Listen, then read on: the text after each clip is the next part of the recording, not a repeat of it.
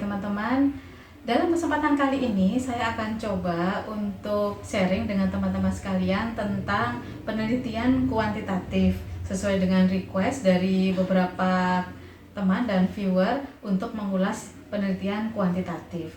Oke, kita langsung saja untuk mengupas tentang penelitian kuantitatif. Yang pertama mesti kita pahami adalah definisinya. Jadi penelitian kuantitatif itu kalau kita definisikan berdasarkan dari pendapat para ahli, kalau disimpulkan bahwa penelitian kuantitatif itu adalah sebuah metode penelitian yang digunakan untuk meneliti pada populasi atau sampel tertentu. Jadi di dalam penelitian kuantitatif itu yang diteliti adalah populasi dan sampel, yang mana tujuannya itu adalah untuk menemukan pengetahuan yang menggunakan data berupa angka. Nah, jadi dalam penelitian kuantitatif itu yang pasti ada populasi dan sampel, kemudian datanya berupa numerik atau berupa angka supaya bisa dihitung atau bisa dianalisis untuk menghasilkan sebuah hasil, yang mana hasil itu nanti kita bisa menganalisisnya. Nah, kemudian untuk tujuan dari penelitian kuantitatif ini, kalau secara konsep bertujuan untuk mengembangkan dan menggunakan model-model matematis di mana teori-teori dan atau hipotesis yang berkaitan dengan fenomena alam. Jadi tujuannya ini kalau kita tarik sebuah istilah yang lebih praktis, tujuan dari penelitian kuantitatif ini adalah membuktikan sebuah hipotesis, membuktikan sebuah dugaan, yang mana hipotesis atau dugaan ini sudah kita rancang sesuai dengan teori-teori yang berlaku, begitu ya. Kemudian di dalam penelitian kuantitatif, untuk lebih masuk atau memahami lagi seperti apa penelitian kuantitatif, kita perlu memahami karakteristik penelitian kuantitatif. Nah, ada beberapa karakteristik di dalam penelitian kuantitatif. Yang pertama adalah bahwa penelitian kuantitatif itu adalah menggunakan pola berpikir deduktif. Jadi lebih singkatnya, pola berpikir deduktif ini adalah menarik dari sebuah teori, kemudian yang pasti fenomena ya, ketika ada fenomena kemudian ada sebuah teori yang match dengan fenomena yang ada tersebut, barulah dari fenomena tersebut kita bisa menarik atau menggunakan konsep-konsep yang umum untuk menjelaskannya. Nah, itu cara berpikir deduktif. Kemudian karakteristik berikutnya adalah bahwa logika yang dipakai adalah logika positivistik dan menghindari hal-hal yang bersifat subjektif. Jadi pertama yang dikonsepkan di dalam penelitian kuantitatif ini adalah pola pikir yang positivistik, gitu ya. Nah, kemudian yang ketiga adalah bahwa proses penelitian kuantitatif ini mengikuti prosedur yang telah direncanakan. Jadi ketika kita memutuskan untuk menggunakan metode penelitian kuantitatif, kita harus merencanakan dulu merencanakan dulu perencanaan penelitiannya atau desain penelitiannya. Nah, setelah desain penelitian itu sudah kita rancang, maka prosedurnya mengikuti atau proses dalam melaksanakannya mengikuti rancangan dari desain penelitian tersebut. Nah, kemudian untuk karakteristik berikutnya, bahwa penelitian subjek yang diteliti atau data yang dikumpulkan dan sumber data yang dibutuhkan serta alat pengumpul data yang dipakai sesuai dengan apa yang telah direncanakan sebelumnya, begitu.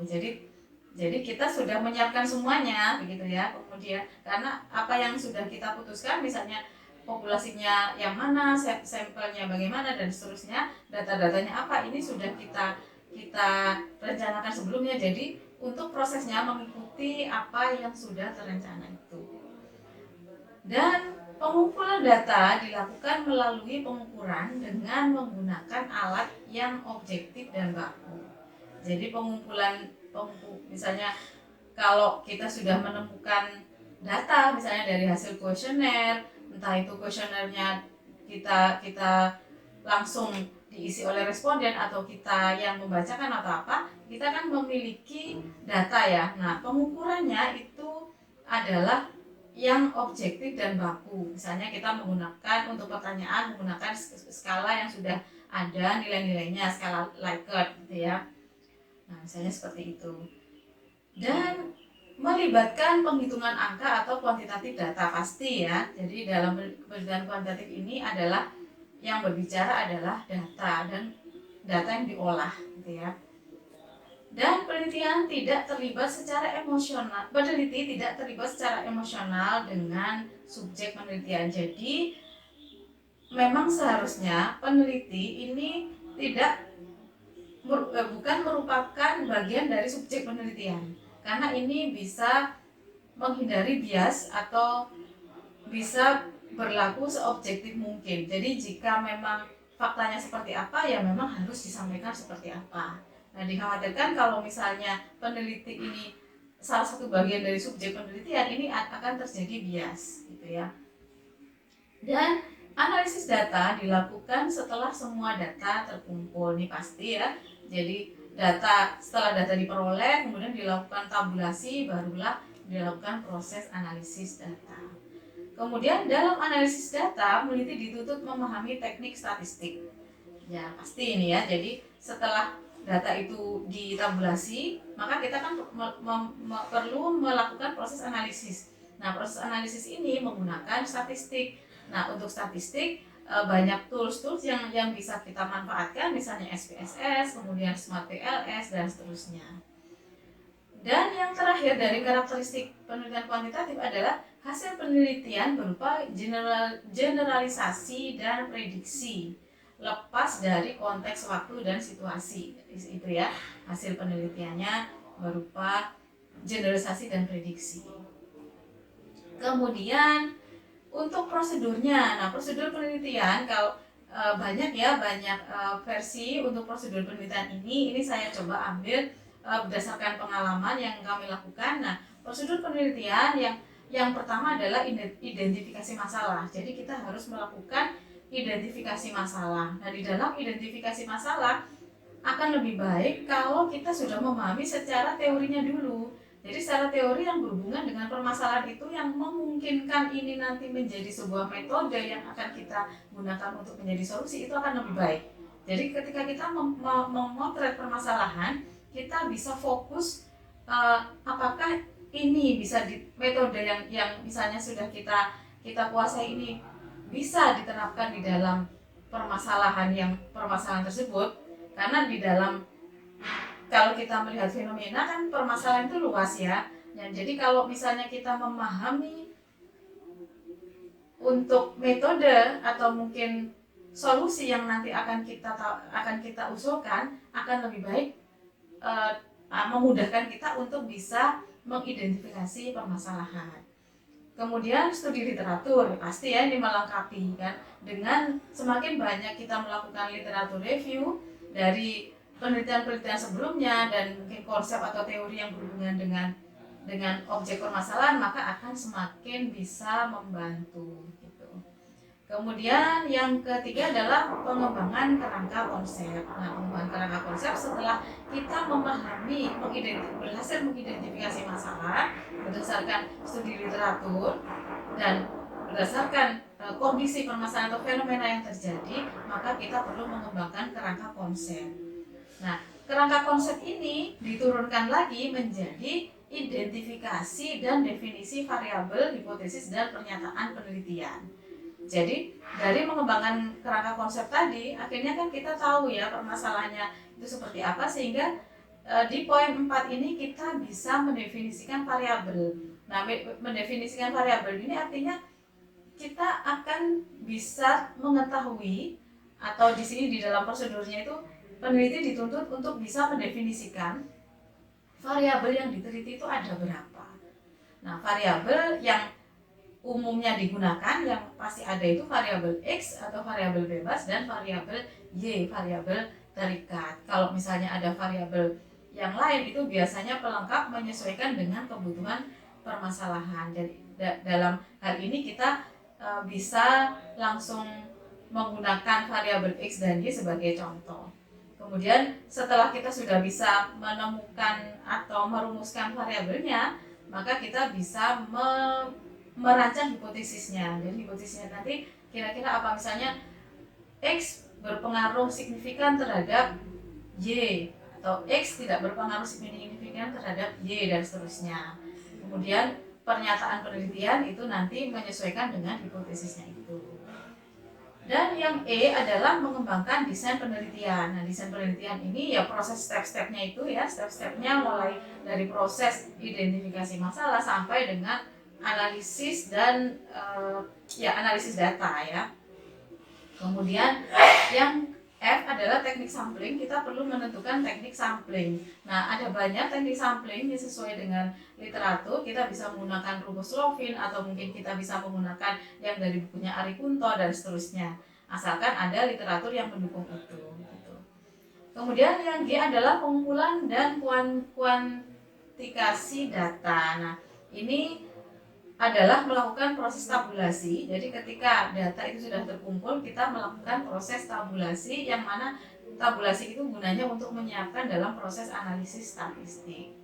Barulah yang H adalah analisis data, yaitu menggunakan statistik ya. Statistik bisa menggunakan manual atau bisa menggunakan tools, tapi saran saya memang sebaiknya menggunakan tools karena tools juga sudah tersedia dan kita tinggal menerapkan saja.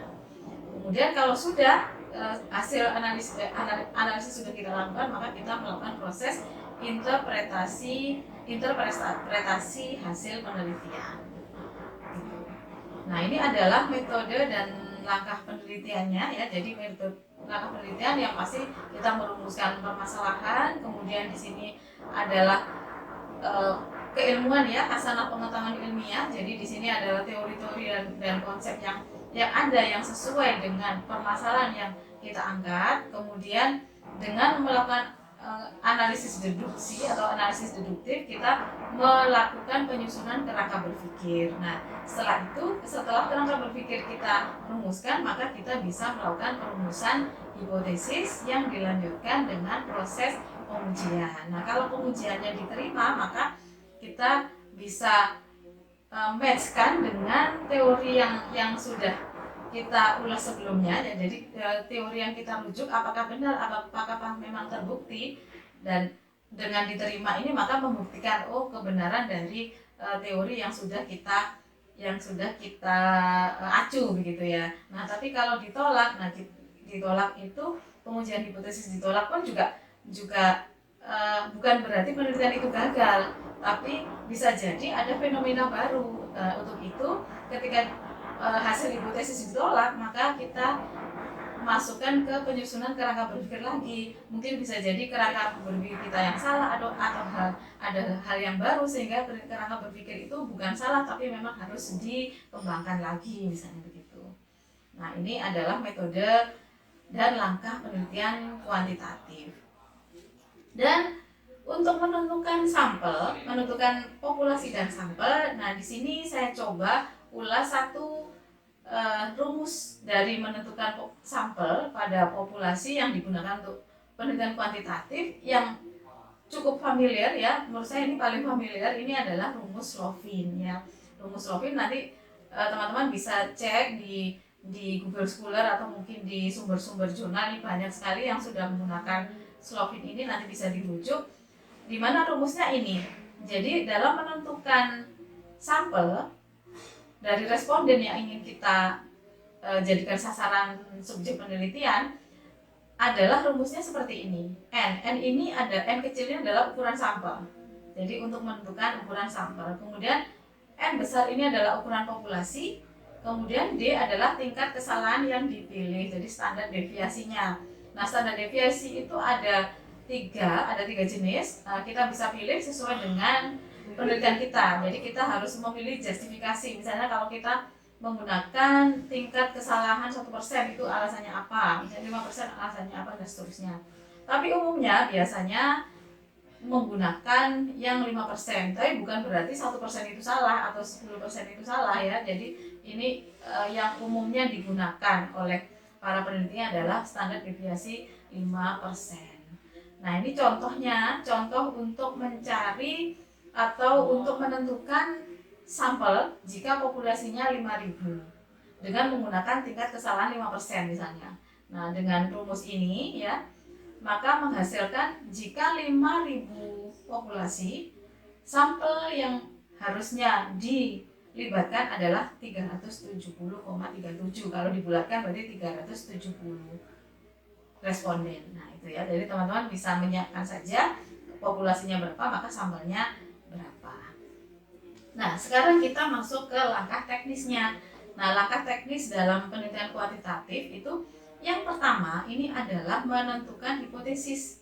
Nah, dalam menentukan hipotesis yang perlu kita pikirkan adalah menentukan variabel. Nah, variabel yang wajib ada adalah variabel bebas dan variabel terikat. Variabel bebas atau variabel X atau independence variable, kemudian variabel Y atau variabel terikat atau dependence variable. Variabel bebas ini kalau kita definisikan ini adalah suatu variabel yang apabila dalam suatu waktu berada bersamaan dengan variabel lain, maka diduga akan dapat berubah dalam keragamannya. Atau bisa dikatakan juga variabel bebas ini disebut dengan variabel pengaruh, perlakuan, kuasa, treatment, independen, dan disingkat dengan variabel X.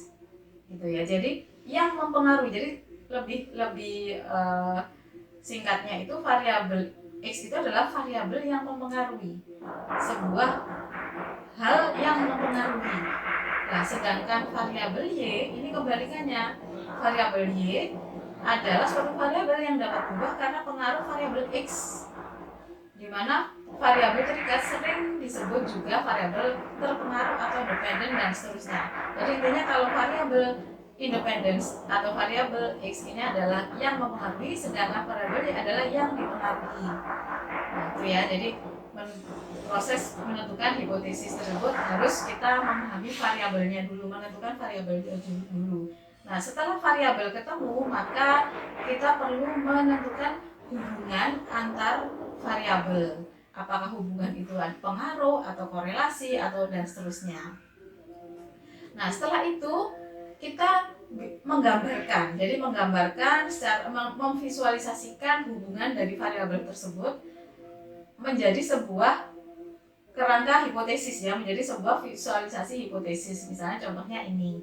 Misalnya contoh deklarasi hipotesis, misalnya kalau yang atas ini adalah satu variabel X, kemudian satu variabel Y. Artinya kalau kita menggunakan pola seperti ini, maka kita menggunakan analisis regresi linear sederhana untuk proses analisis data ya, analisis regresi linear sederhana. Sedangkan yang bawah ini lebih dari satu variabel X, kemudian ada satu variabel Y. Jadi yang atas ini regresi linear sederhana, sedangkan yang bawah ini adalah regresi linear berganda.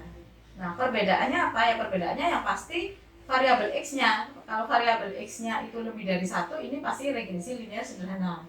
Sedangkan jika variabel X-nya satu adalah regresi linear kalau untuk variabel X-nya lebih dari satu, maka regresi linear berganda. Sedangkan kalau untuk variabelnya satu saja, maka regresi linear sederhana.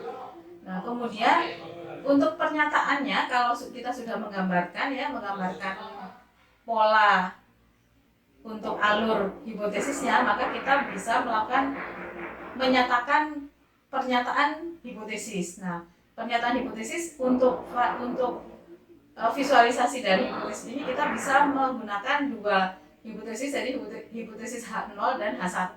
H0 itu pasti kebalikan, ada antecedennya dari H1. Misalnya yang ingin kita cari, yang kita harapkan adalah H1. Misalnya H1 adalah motivasi berolahraga berpengaruh signifikan terhadap kesehatan badan. Nah, maka H0-nya itu kebalikannya, motivasi berolahraga tidak berpengaruh signifikan terhadap kesehatan badan. Nah, nanti dari sini kita akan membuktikan apakah H1 diterima atau apakah yang diterima adalah H0 dan seterusnya. Kemudian untuk yang regresi linear berganda, nah perbedaannya dengan yang regresi nilai sederhana adalah bahwa di dalam regresi linear berganda ini ada hubungan simultan dan parsial. Jadi kalau regresi linear sederhana ini adalah hubungan parsial saja karena hanya satu variabel, sedangkan untuk regresi linear berganda ini ada hubungan parsial, di mana hubungan parsial itu adalah hubungan X berpengaruh terhadap Y. Nah, sedangkan untuk simultan, maka di sini adalah mencari apakah X1 dan X2 berpengaruh simultan terhadap Y. Jadi intinya Y dipengaruhi oleh X1 dan X2 misalnya gitu ya. Nah, ini adalah untuk regresi linear berganda. Nah, di sini kita juga bisa misalnya menggunakan korelasi. Jadi kalau ini kan uji pengaruh, kita juga bisa menggunakan korelasi. Misalnya apakah ada hubungan antara motivasi berolahraga dengan kesehatan badan, itu juga bisa. Nah, untuk analisisnya nanti yang berbeda. Jadi analisis statistiknya nanti akan membedakan begitu.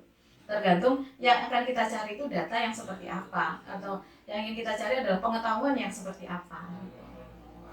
Oke, kemudian langkah teknis kedua adalah menyusun instrumen. Nah, menyusun instrumen, nah seperti biasanya kita kalau dalam masa pandemi ini biasanya lebih banyak online. Tapi meskipun online, ternyata responden tidak semua bisa menerima dengan baik dengan kondisi online kadang. Jadi kita harus menyesuaikan. Jadi kita harus menentukan apakah bagaimana situasinya, bagaimana respondennya, bagaimana karakteristiknya. Jadi kita harus benar-benar bisa menentukan strategi yang tepat untuk penyebaran ini. Kemudian menyusun kuesioner yang dapat menggali data. Jadi pasti ya usahakan untuk menyusun kuesioner ini benar-benar bisa menggali data. Artinya dari sisi bahasa ini harus yang bisa dipahami, dan akan lebih bagus memang kalau dikonsultasikan dulu, diujikan dulu kepada ahli gitu ya.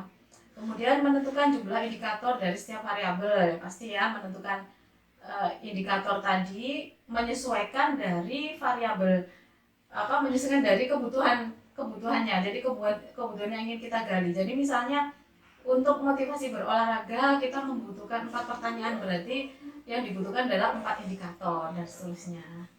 Nah, seperti itu. Kemudian yang ketiga adalah menentukan jumlah indikator dari setiap variabel ya. Jadi intinya poin 2 dan poin 3 ini saling melengkapi gitu ya. Jadi intinya kita harus bisa menentukan indikator dengan tepat, dan yang terakhir adalah menentukan skala jawaban. Jadi skala jawaban kalau untuk penelitian kuantitatif itu memang biasanya menggunakan skala Likert. Jadi skala Likert itu ada pilihan jawaban misalnya 1 sampai 4 atau 1 sampai 5 atau 1 sampai 7 tergantung yang ingin kita cari. Jadi biasanya semakin banyak pilihannya itu akan semakin memperhalus hasilnya gitu ya. Jadi dimulai dari misalnya angka 1 itu sangat tidak setuju, kemudian angka 5 adalah sangat setuju, misalnya seperti itu. Kemudian ini contoh skenario instrumen. Nah, ini hubungan antara variabel dengan indikator tadi. Jadi X11, X12 dan seterusnya ini adalah jumlah indikator yang mana diwakili oleh pertanyaan-pertanyaan dalam kuesioner tadi. Kemudian ini variabelnya, dan variabel ini juga seperti itu. Nah, untuk pertanyaan indikator ini tidak ada batasan, maksudnya harus berapa pertanyaan, itu semua tergantung dari kebutuhan peneliti tersebut dalam menggali data gitu ya. Jadi memang pertanyaan banyak itu akan semakin banyak menggali data, tapi kita juga harus pikirkan respondennya gitu ya. Responden kalau terlalu banyak pertanyaan pun juga nanti dia akan menjawabnya juga bisa jadi tidak bisa sesuai dengan fakta yang sesungguhnya gitu ya. Jadi yang harus kita pikirkan itu. Nah, ini contoh-contoh kuesionernya. Nah, ini contoh kuesioner menggunakan skala Likert 4, kemudian ini menggunakan 7. Nah, seperti itu. Jadi ini bisa dalam bentuk form online maupun offline. Kemudian langkah teknis yang kedua adalah melakukan tabulasi data. Jadi setelah responden itu menjawab, kemudian kan hasilnya kan berupa hasil kuesioner per responden itu. Nah, maka kita melakukan proses tabulasi. Kita bisa menggunakan Excel atau bisa langsung ke dalam aplikasi. Misalnya kita menggunakan software SPSS, kita bisa langsung di software SPSS. Tapi biasanya kalau kami itu kita kumpulkan dulu, kita transformasikan dulu dalam bentuk angka yang seragam ya. Jadi misalnya ini angkanya integer semua, misalnya angka 1 sampai 5 itu tadi dipastikan sudah terkumpul semua dan disusun di dalam Excel. Kemudian setiap jawaban dipastikan bernumerik ya, pasti setiap indikator dikelompokkan dalam variabelnya dan dihitung totalnya. Nah, jadi ini kenapa perlu dihitung totalnya? Karena untuk proses analisis data nanti ketika kita mencari menganalisis menggunakan persyaratan-persyaratan yang sudah diolah dalam aplikasi tools ini membutuhkan total. Kemudian total tersebut menjadi nilai dari variabel X dan variabel Y. Nah, kemudian ini contoh tabulasinya. Nah, contoh tabulasinya seperti ini. Jadi misalnya untuk pertanyaan 3 pertanyaan dalam variabel X, ini sudah kita tabulasi, kemudian ditotal dalam X1. Begitu juga X2 dan Y. Setelah itu kita bisa pindahkan atau kita bisa ringkas seperti ini. Jadi X1, X2 dan Y seperti itu. Nah, angka-angka ini nanti akan kita olah. Nah, setelah itu kita langkah terakhir adalah melakukan persiapan dalam melakukan uji regresi linier. Karena tadi hipotesisnya adalah mencari uji pengaruh, maka kita menyelesaikannya dengan regresi linier. Nah, tergantung kalau misalnya variabelnya 1, maka kita menggunakan regresi linier sederhana. Kalau variabel X-nya lebih dari 1, maka menggunakan regresi linier berganda. Ini maaf salah ketik ya, ini regresi linier berganda. Nah, syaratnya untuk regresi linier sederhana maupun regresi linier berganda, jadi intinya ketika data itu siap untuk dianalisis, maka data harus dipastikan melalui uji validitas dan reliabilitas.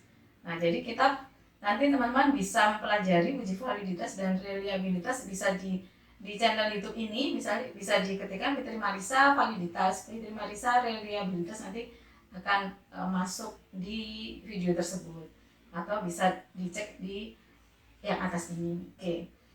Kemudian kalau sudah kita melakukan uji ini, uji validitas dan reliabilitas, kita tarik lagi persyaratan khusus. Nah, kalau uji regresi linier sederhana yang harus dilakukan adalah normalitas, linearitas, heterokedastisitas, dan autokorelasi, itu jika ada data time series.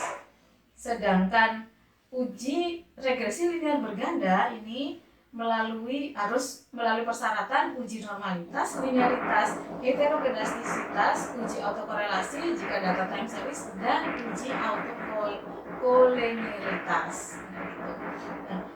Sekilas ya, saya jelaskan singkat saja tentang apa uji normalitas. Uji normalitas juga sudah semua uji-uji yang ada di sini, kecuali yang autokorelasi, itu sudah ada di dalam video saya. Nanti bisa diketikkan saja dengan kata kunci Fitri Marissa spasi saya normalitas dan seterusnya.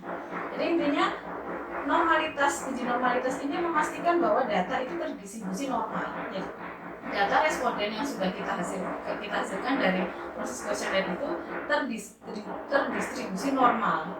Artinya memang sesuai, respondennya sesuai, kemudian datanya juga sesuai, artinya tidak ada bias. Misalnya satunya menjawab dengan sangat suka sangat setuju, kemudian tiba-tiba ada yang sangat tidak setuju dan seterusnya, itu bisa dibilang tidak terdistribusi normal. Kemudian uji linearitas, bahwa data tersebut linier. Jadi data atau variabel yang diujikan, yang mana diwujudkan dalam kuesioner tersebut, yang menjadi data ini dipastikan linier. Jadi bersifat linier. Kemudian heterokedastisitas, jadi tidak dipastikan bahwa data tersebut tidak terjadi heterokedastisitas. Jadi data yang baik adalah data yang umum ketemu kedastisitas. Jadi itu ada lagi persyaratannya. Kemudian uji autokorelasi ini jika datanya ini time series, misalnya ada data tahun atau mungkin bulan dan seterusnya, intinya data itu hubungannya dengan time series, maka harus diujikan dengan uji autokorelasi. Gitu ya. Jadi itu adalah langkah-langkah dalam menyusun atau melakukan penelitian kuantitatif. Nah, untuk langkah-langkah ini lebih detail dibahas dalam video saya, nanti bisa dicari saja di dalam channel ini atau dicari saja dengan Fitri Marisa, kata kuncinya seperti itu, kemudian spasi mencari apa yang ingin dicari, misalnya normalitas atau linearitas dan seterusnya. Oke, itu saja teman-teman yang bisa saya sampaikan untuk penelitian kuantitatif. Semoga bermanfaat. Jika suka dengan video ini silahkan like, subscribe, dan komen. Terima kasih. Assalamualaikum.